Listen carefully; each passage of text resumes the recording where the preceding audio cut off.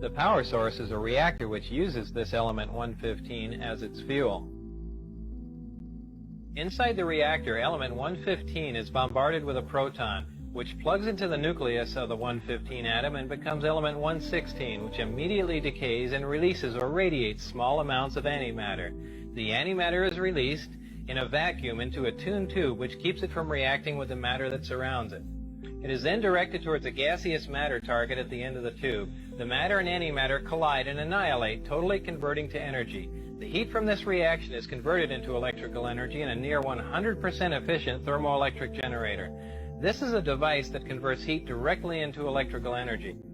This particular disc appeared to be in excellent condition, and because of its sleek appearance, I nicknamed it the Sport Model. The Sport Model is about 16 feet tall and 40 feet diameter. The exterior skin of the disc is metal, which is the color of unpolished stainless steel. The Sport Model sits on its belly when it's not energized.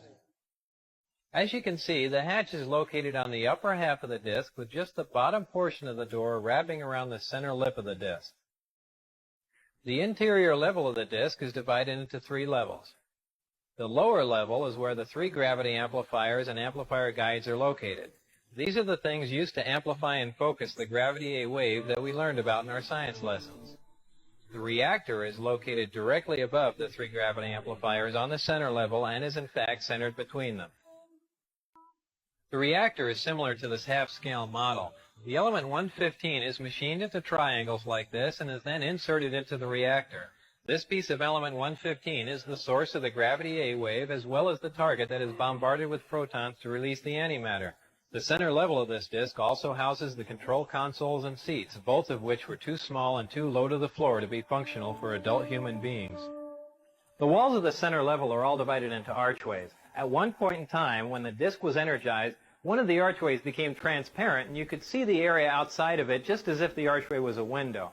After the panel had been transparent for a while, a form of writing, which was unlike any alphabetic, scientific, or mathematical symbols I've ever seen, began to appear on the transparent archway.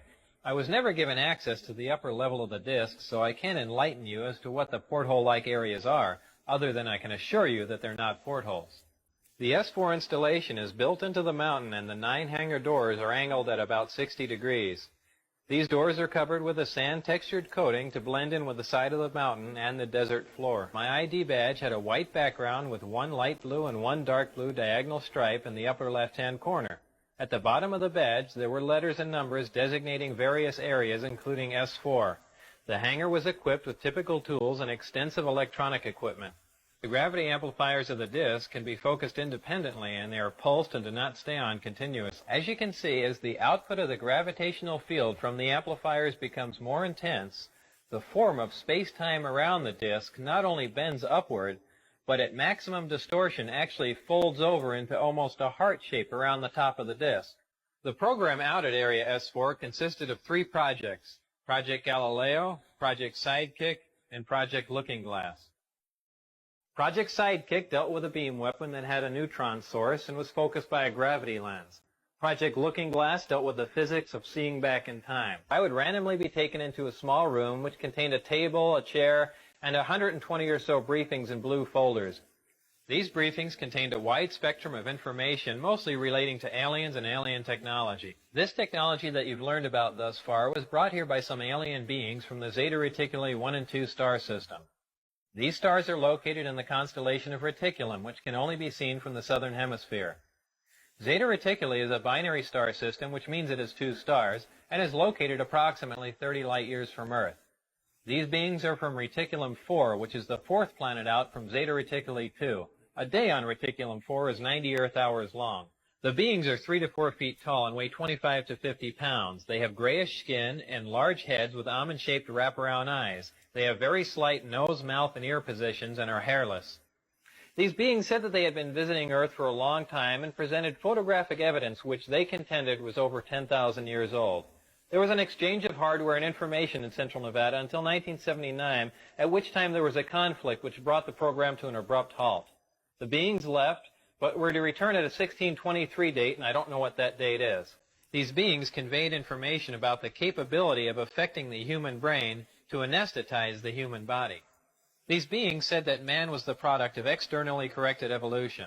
They said that man as a species had been genetically altered 65 times. They refer to humans as containers, yet I don't know what we're containers of. The UFO Channel is asking the public to send in their UAP videos to be displayed on the UFO Channel.